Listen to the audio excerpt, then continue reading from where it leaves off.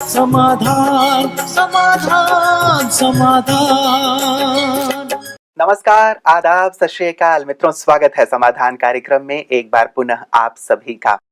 कबीरदास जी ने कहा है, जा मरने से जग डरे, मोह मन में आनंद, कब मरी हो कब पाई हो पूर्ण परमानंद। सोचिए, इतने बड़े संत, इतने बड़े महापुरुष जिन्होंने युग को बहुत कुछ बदला, बहुत कुछ दिया, उन्होंने भी मृत्यु के बारे में कितनी सुंदर बात कही है कि जिससे सारा संसार डरता है वो तो मेरे लिए आनंद है, और मैं तो सोच रहा हूँ कि मैं कब अल्लाह के पास जाऊं और संपूर्ण आनंद को प्राप्त करूं। तो वास्तव में मुझे लगता है कि जब हम सत्य को समझ लेते हैं, जान लेते हैं, पहचान लेते हैं, तो हर चीज हमारे लिए आनंद बन जाता है। और जब हम अज्ञान में हैं, जब अंधकार में हैं, तो अच्छी से अच्छी चीज भी शायद हमें बुरी प्रतीत होती है या फिर हमें डराती रहती है। यही कारण है कि पर्दे के पीछे क्या क्या है उसके सत्य को हम समझते चल रहे हैं आदरणीय भ्राता जी के साथ। आइए उस चर्चा को आगे बढ़ाते हैं और समाधान कार्यक्रम की शुरुआत करते हैं। भ्राता जी, बहुत बहुत स्वागत और अभिनंदन है। आनंद कहना एक ऐसी चीज को जिससे सारा संसार डरता है, सचमुच एक नई बात है, और लगता है कि कोई संत पुरुष ही शायद ऐसा कह सकता है। हमारे लिए भी सहज कैसे हो सकता है? कबीर जी अब से 500 साल पहले थे जी। तब इस संसार की स्थिति आज से बिल्कुल भिन्न थी। कहें तो आज की भेंट में तो वो स्वर्ण काल था, जब मनुष्य में बहुत ईमानदारी, बहुत सात्विकता, बड़ी सच्चाई, आपसी प्रेम, फिर भी थोड़ी थोड़ी बुराइयों का आना प्रारंभ हो गया था। इसलिए कबीर जी ने बहुत कुछ कहा है सब चीजों के लिए, लेकिन ये बात तो सचमुच बहुत सुंदर कही कि मैं तो इंतजार करता हूँ कभी आनंद मुझे मिले और मैं अपने परम प्रियतम के पास पहुंचूं जो आनंद का सागर है। जी। हर व्यक्ति इसको महसूस कर सकता है, लेकिन बात वही है कि जीते जी अगर आनंद है तो मृत्यु में भी आनंद है और मृत्यु के बाद भी आनंद है। जीते जी कोई दुखी रहता हो और सोचे कि मृत्यु के समय वो आनंदित रहेगा, ये तो होगा नहीं। या जीते जी कोई बंधनों में बंधा हुआ हो, पाप कर्मों में जकड़ा हुआ हो, अनेक तरह की मोह ममता उसको अपने में फंसाए हुए हों और वो सोचे मरने के बाद मुक्ति हो जाएगी, तो ये भी इम्पॉसिबल है। इसलिए मनुष्य को अभी से अशरीरीपन का अभ्यास करना चाहिए। इसको हम दूसरे शब्दों में जीते जी मृत्यु का अनुभव कह सकते हैं। आत्मा अलग, ये देह अलग, इससे हमें डीप साइलेंस की अनुभूति होने लगती है। आत्मा बहुत गहन शांति में पहुंच जाती है और शांति की ये चरम सीमा ही परम आनंद कहलाती है। तो जीते जी अगर हम इसकी अनुभूति करते रहेंगे तो मृत्यु भी आनंदकारी होगी और निश्चित रूप से उसके बाद तो आनंद ही आनंद है। बिल्कुल, ये बहुत सुंदर आपने एक फलसफा जीवन का रख दिया है भ्राता जी कि यदि अंत को आनंददायी बनाना है तो सचमुच अपने इस जीवन को भी आनंददायी बनाना होगा। जैसे महात्मा कबीर जी भी पूरे जीवन जैसे आनंदित रहे, सबको ज्ञान देते हुए, तभी उन्होंने उस चीज को भी आनंद से स्वीकार किया। और ऐसा लगता है कि जब मन आनंदित हो तो यदि कोई बड़ी से बड़ी चीज आने वाली भी हो तो भी हम आनंद से उसे एक्सेप्ट करते हैं, उस काल में और अब के काल में एक बड़ा अंतर मुझे दिखाई देता है। वो तो 500 साल पहले की बात है, अब से 60-70-100 साल पहले भी। आज जो मनुष्य बहुत परेशान है वो है लोभ के कारण। कितना भी उसे मिल जाए वो कहीं भी संतोष नहीं है। और उस टाइम क्या था, कबीर जी अपना कपड़ा बुन रहे हैं, जो मिल रहा है उसे परिवार खा पी रहा है, आनंद ही आनंद। संग्रह वृत्ति, हाँ, संग्रह वृत्ति नहीं, महल बनाने की इच्छा नहीं। उसके पास लाख डॉलर हैं, लाख रुपए हैं, करोड़ हैं, मेरे पास भी इतने होने चाहिए।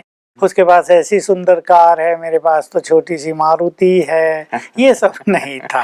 तुलना नहीं थी, निर्लोभ स्थिति थी, मनुष्य आनंद मगन था। बस उसका अपना मिल रहा है सब कुछ जो उसे चाहिए। पैसा हो गया तो चलो भाई तीर्थ कराएं, लोग घूमने चले जाते थे, अपना धर्म करें, दान करने लगो, तीर्थ कराओ, वे कुछ अच्छे काम कर लो। ये मनुष्य का एक नेचुरल स्वभाव था। ये ऐसा कहें उस टाइम की हमारी कल्चर थी, इसलिए मनुष्य बहुत सुखी था। आज ये सब छूट गया, केवल धन, पैसा ही चाहिए और उसकी भी कहीं तृप्ति नहीं है। उसके कारण मानसिक टेंशन हो रहे हैं, उसके कारण संबंध बिगड़ रहे हैं, स्वार्थ बढ़ता जा रहा है, प्यार खत्म हो रहा है।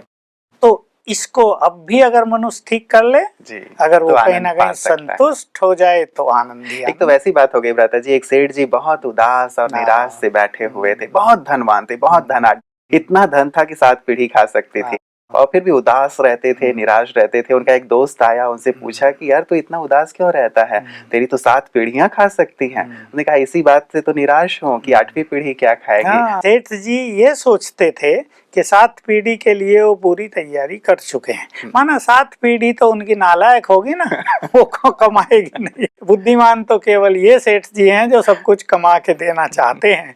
तो मैं कहा करता हूँ धन देने से अच्छा है बच्चों को योग्य बनाओ। अब कुछ ना दो उन्हें, इतना योग्य बना दो कि वो आपको देने लगे। मेरे पास ऐसे कई युवकों के उदाहरण हैं, बिल्कुल प्रैक्टिकल सत्य आज हैं, जो अपने माँ बाप को कहते हैं। एक इंजीनियर लड़का है, उनको अपनी फैक्ट्री है इलेक्ट्रिसिटी की, बहुत सारी चीजें वो तैयार करते हैं। तो उनके माँ बाप उसकी चिंता करते हैं, वो अकेला है कि ये कर दें वो कर दें। वो कहता है अरे पापा मम्मी तुम अपनी साधना करो, आनंद लो, मेरी चिंता न करो, मैं अपना सब कुछ आप ही कर लूंगा। यदि तुम कमा सकते हो तो क्या मैं नहीं कमाऊंगा? मैंने इंजीनियरिंग किया है, इलेक्ट्रिकल इंजीनियर हूँ मैं, नौकरी नहीं, अब ये काम धंधा बहुत अच्छा है तो मैं करूंगा ना। मस्त रहो, मेरे बारे में कुछ भी सोचने की जरूरत नहीं। मेरे आगे ही वो कह रहे माँ बाप ने शिकायत की ये ऐसे करता है ऐसे करता है, फिर उसने शिकायत की, इन्हें समझाओ ये निश्चिंत रहें। तो क्यों ना हम अपने बच्चों को ऐसा योग्य बना दें कि वो हमें निश्चिंत करने लगे, हमें उनको देने की जरूरत न पड़े, वो देने लगे। बिल्कुल, मतलब एक अच्छे संस्कार की आवश्यकता है कि हम एक अच्छे संस्कार दे दें ताकि वो अपने पैर पे खड़ा हो जाए। और शायद पैर पे खड़ा करने का अच्छा भाव, सही भाव यही है कि अच्छे संस्कार दे दो। तो भ्राता जी जैसे आप कह रहे थे कि ये 500 साल पहले ऐसी स्थिति थी संतोष की या फिर आनंद की, आज यदि व्यक्ति वैसी स्थिति पाना चाहे तो 2-4 अच्छी टिप्स यदि उनको मिल जाए।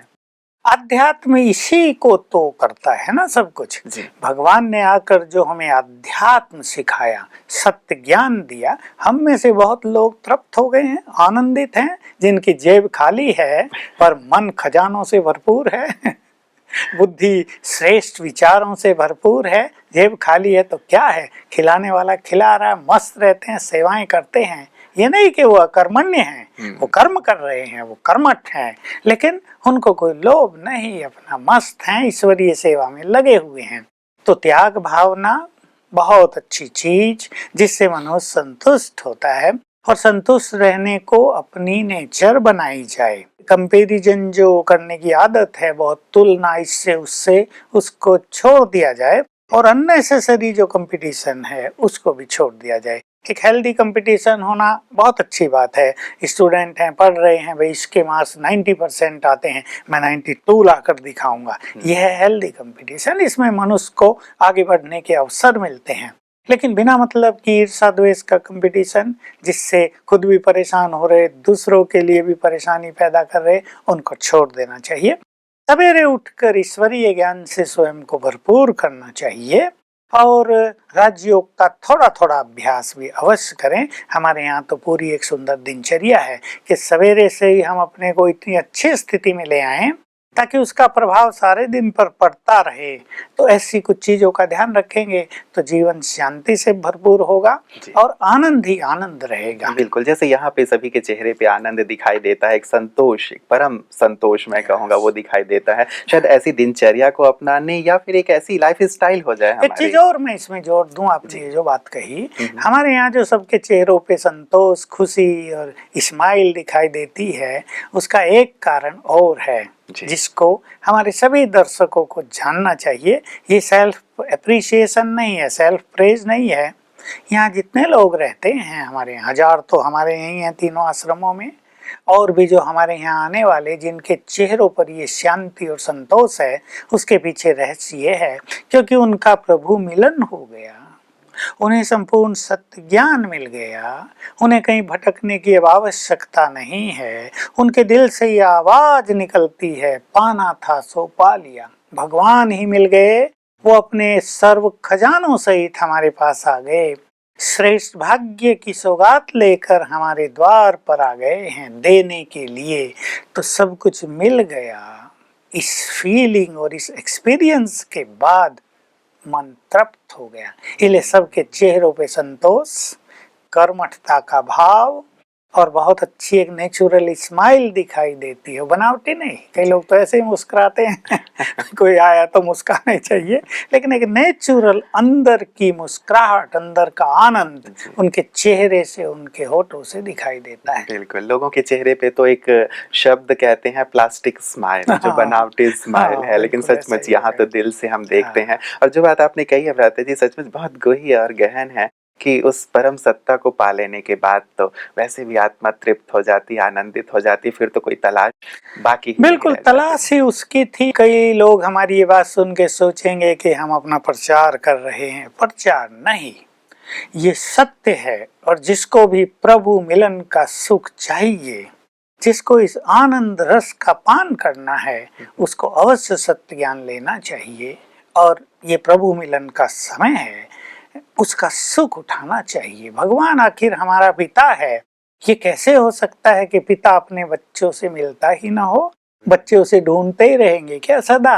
तो उनकी पुकार सुन के वो कभी मिलेगा नहीं। वो प्यार का सागर है, तो क्या वो अपने बच्चों को प्यार देना नहीं चाहेगा? किसी का बाप या माँ बहुत प्यार देने वाले हों, लेकिन बच्चों को देते ना हो, तो भला कैसे होगा? कौन तो उन्हें प्यारे मानेगा और कैसे ये संबंध उनका स्वीकार्य होगा?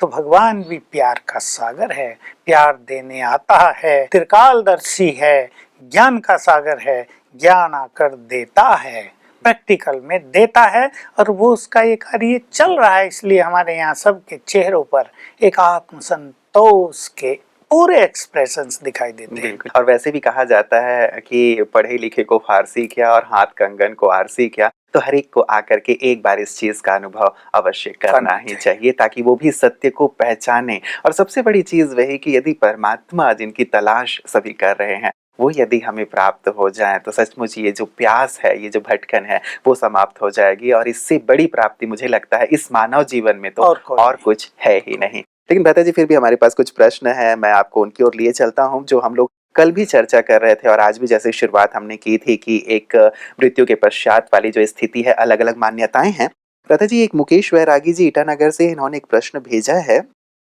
ये कहते हैं कि कई धर्म और संप्रदाय ये मानते हैं कि मृत्यु ठीक वैसा ही है जैसे पानी से बुदबुदा निकला और पानी में समा गया, या सागर से ही नदियां बनी और अंततः सागर में ही जाकर समा गईं। वैसे ही क्या मृत्यु के बाद हम ब्रह्म में लीन हो जाते हैं? एक आम मान्यता ये है, लेकिन आजकल तो क्या है, ना तो कोई इसके बारे में सोचता, ना जानता, ना ये कहीं सुनाई जाती।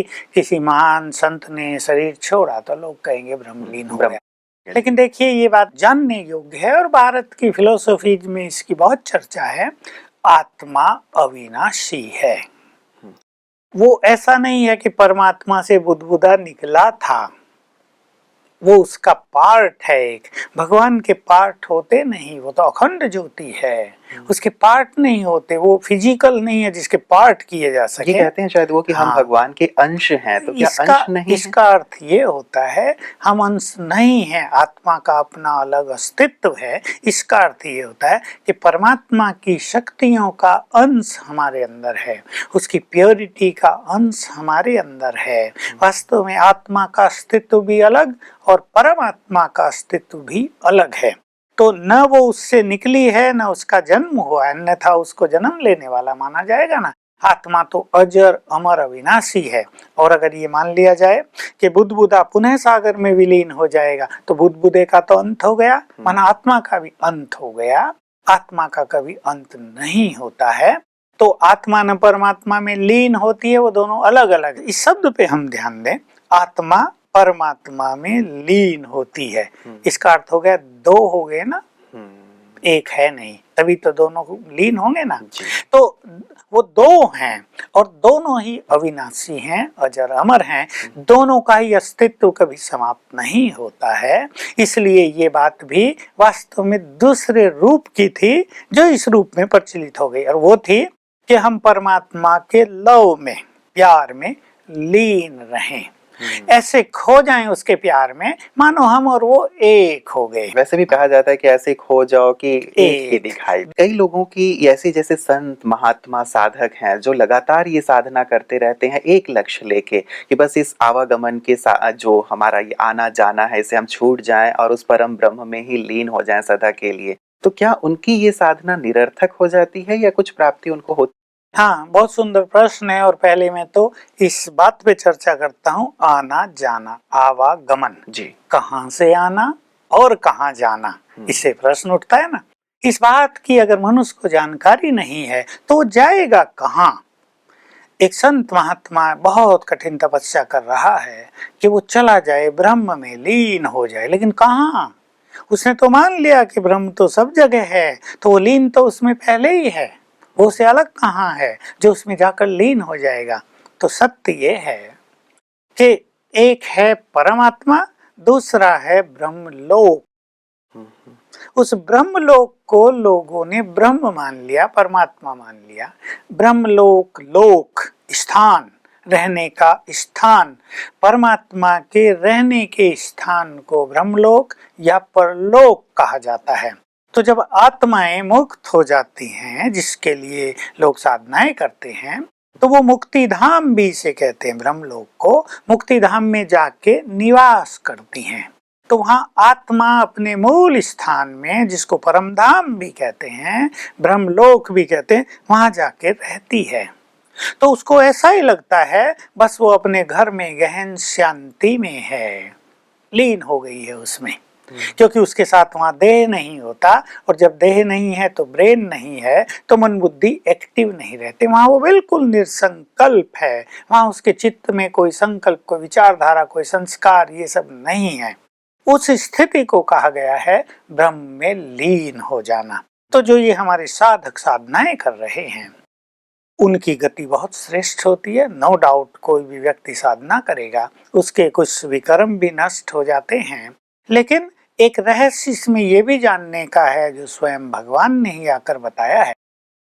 एक बार आत्मा जब ब्रह्मलोक से इस धरा पर आ गई तो वो तब तक यहाँ पुनर्जन्म लेती रहेगी जब तक स्वयं भगवान कल्प के अंत में आत्माओं को वापस ले जाने के लिए न आए।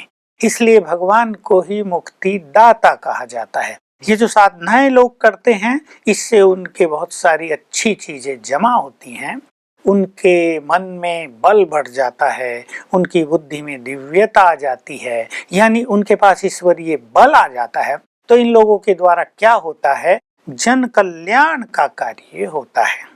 ये यहाँ कोई भक्ति को बढ़ावा देते हैं, कोई पुण्य कर्मों को बढ़ावा देते हैं, कोई नैतिकता, हमारी जो महान कल्चर है उसको बढ़ावा देते हैं। तो इनकी आध्यात्मिक साधनाएं तो ये काम करती हैं। दूसरा, जो बहुत अच्छे साधक हैं, देखिए मुक्ति में कोई नहीं जाएगा क्योंकि मुक्ति के द्वार बंद हो जाते हैं। वहां आना और जाना साथ साथ नहीं चलता। एक बार सबको आना है धीरे धीरे, वन वे, अंत में एक बार सबको जाना, वन वे रहता है ये। लेकिन ये बात बहुत ही इम्पोर्टेंट है जो आपने पूछी है। जो लोग बहुत अच्छी साधना कर रहे हैं, कई लोग ऐसे हैं समाधिस्थ हैं, लंबे लंबे काल तक समाधिस्थ हैं। थोड़े लोग हैं ऐसे, ये आम साधु सन्यासी नहीं जो आजकल शहरों में बैठे हैं मठ बनाकर, वो नहीं। वो बहुत पहुंचे हुए महात्मा कुछ पहाड़ों की खंडराओं गुफाओं में हैं, अभी भी हैं। वो जो साधनाएं कर रहे हैं, उनसे चारों ओर फैलने वाले श्रेष्ठ वाइब्रेशंस इस संसार का कहीं ना कहीं हित करते रहते हैं। यहाँ मानवता को जिंदा रखते हैं, वो यहाँ मोरलिटी को बल देते रहते हैं उनके वाइब्रेशंस। इसलिए ऐसे महात्माओं के चेहरों पर भी बहुत तेज और शांति होती है, और उनकी उपस्थिति भी चारों ओर शांति के वाइब्रेशंस फैलाती है। और जब उनके मुख से कोई वचन निकलते हैं किसी के लिए, तो वो भी दूसरों के लिए बहुत कल्याणकारी होते हैं। ऐसे महात्मा लोग धन, शिष्य, इन सब के चक्रों से मुक्त रहते हैं। तो ऐसे तपस्वी इस तरह के श्रेष्ठ कार्य करते हैं, उनकी गति भी बहुत श्रेष्ठ होती है। जब उनका पुनर्जन्म होगा तो फिर से वो सात्विक परिवारों में जन्म लेंगे, या तो ऐसे ही संत बनेंगे, या समाज में रहकर कोई बहुत महान कार्य करेंगे। कल हम लोग चर्चा कर रहे थे भ्राता जी, तो आपने कहा था कि अंतमति सो गति। तो ऐसे जो साधक है अंत में मरते समय इनके मन में केवल एक ही भाव रहता है कि बस अब मैं जाके वहां लीन हो जाऊं। तो सिद्धांत के अनुसार तो ऐसा होना चाहिए कि अंत में जब यही एक संकल्प है कि मैं लीन हो जाऊं तो लीन हो जाना चाहिए। ये आवश्यक नहीं है कि उनके मन में यही विचारधारा हो, और भी बहुत सारी विचारधाराएं मनुष्य के पास रहती हैं। वो तो कौन बताएगा उसके मन में अंत में क्या था, लेकिन ये विचारधारा भी अगर उनके मन में रहेगी तो आत्मा ऊपर की ओर उड़ान अवश्य भरेगी, लेकिन सूक्ष्म लोक तक पहुंचते पुनः वापिस आ जाएगी, क्योंकि उसके बाद कोई भी आत्मा यहाँ से मुक्ति धाम को नहीं जा सकती जब तक वहाँ के गेट न खुले। तो ये बात जो हम सुनते रहे हैं कि जो बड़े बड़े संत महात्मा हैं उन्होंने बिल्कुल मुक्ति को प्राप्त कर ली, वो अपने शिष्यों को भी कहते हैं कि मैं तुम्हें भी मुक्ति प्रदान करूंगा, तो फिर इस बात को हम कैसे समझें? देखिए, जो महापुरुष अपने शिष्य को ये कहे कि मैं तुम्हें मुक्ति प्रदान करूंगा, वो तो निश्चित रूप से गलत है। इसमें किसी को बुरा मानने की जरूरत नहीं। एक महापुरुष के जीवन में यदि यहाँ मनोविकार हैं, क्रोध है, उसको अहंकार है, उसका अपनी कर्मेंद्रियों पर कंट्रोल नहीं है, वो विचलित होता है, तो वो स्वयं ही मुक्त नहीं होगा, क्योंकि वो अभी बंधन में है और मृत्यु के बाद उसकी मुक्ति होगी नहीं। इसलिए कोई मनुष्य किसी को मुक्ति नहीं दे सकता। ये कार्य केवल एक मुक्तिदाता का ही है, जो परम सत्ता है, जो निराकार है, वही आकर ये कार्य करता है। लेकिन ऐसे लोग जो बहुत बड़े संत हुए हैं, उनके बारे में ये जानना भी आवश्यक है कि मृत्यु के बाद लंबा समय तक वो सूक्ष्म लोक में नीचे रहते हैं, और वहां से यहाँ लोक कल्याण का बहुत सारा कार्य करते रहते हैं सूक्ष्म रूप से। लेकिन मुक्ति धाम उससे परे की चीज है, वहां वो नहीं जाते। ये जो बीच का स्थान है, जिसको सूक्ष्म लोक कहते हैं, फरिश्तों का लोक कहते हैं, वहां तक वो पहुंचते हैं। मतलब इसीलिए उनकी उपस्थिति का अनुभव करते रहते हैं उनके शिष्यगण, और वो मान्यता रहती है कि नहीं गुरुजी अभी भी हमें क्योंकि वो वहां से आ जा सकते हैं। लेकिन जब कोई मुक्ति धाम में पहुंच जाता है तो वहां से पुनः आना और वापस चले जाना ये संभव नहीं होता। बिल्कुल भ्राता जी, बहुत सारी चीजें अभी भी शेष हैं। जैसे एक प्रश्न ये उठता है कि जब मुक्ति हमें प्राप्त ही नहीं होती है तो फिर हम उसके लिए इतनी कामना क्यों रखते हैं, क्यों इतनी साधना करते हैं? मतलब कहीं ना कहीं उसका एक टेस्ट हमारे पास है, तभी तो हम ये करते हैं। आज वक्त हमें इजाजत नहीं दे रहा है, लेकिन मैं जरूर चाहूंगा कि इस सुंदर और एक सैद्धांतिक और गहन गूढ़ विषय पर भी प्रकाश आप अवश्य हमें दें, ताकि हम इस चीज को आगे अपने दर्शकों तक बिल्कुल, हमारी इंडियन फिलोसॉफी में दोनों चर्चाएं हैं कि मुक्ति में मनुष्य को परम आनंद रहता है या नो एक्सपीरियंस है, मुक्ति के बाद आत्माएं वापिस आती हैं या सदा काल वहीं रहती हैं। इस पे हमारे आचार्यों के बीच में लंबे काल तक चर्चाएं होती रही, वाद विवाद होता रहा, तर्क वितर्क होता रहा। लेकिन अब परमात्मा ने स्वयं आकर इन रहस्यों को स्पष्ट कर दिया है। अगली कड़ी में हम उसकी अवश्य चर्चा करेंगे। और मुक्ति की इच्छा इसलिए है क्योंकि यहाँ बहुत बंधन है, दुख है, परेशानियां हैं, मनुष्य अपने जीवन से दुखी हो जाता है। लेकिन जो लोग बहुत सुखी हैं वो नहीं चाहेंगे मुक्ति, वो कहेंगे आनंद है, मुक्ति में क्या करना।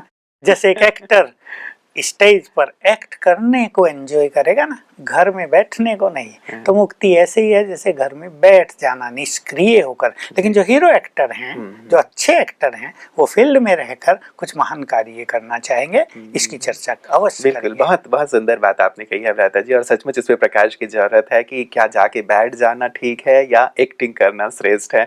सुंदर चर्चा है, मैं चाहूंगा इस पे और प्रकाश आपसे लेना। आज के लिए आपका बहुत बहुत शुक्रिया।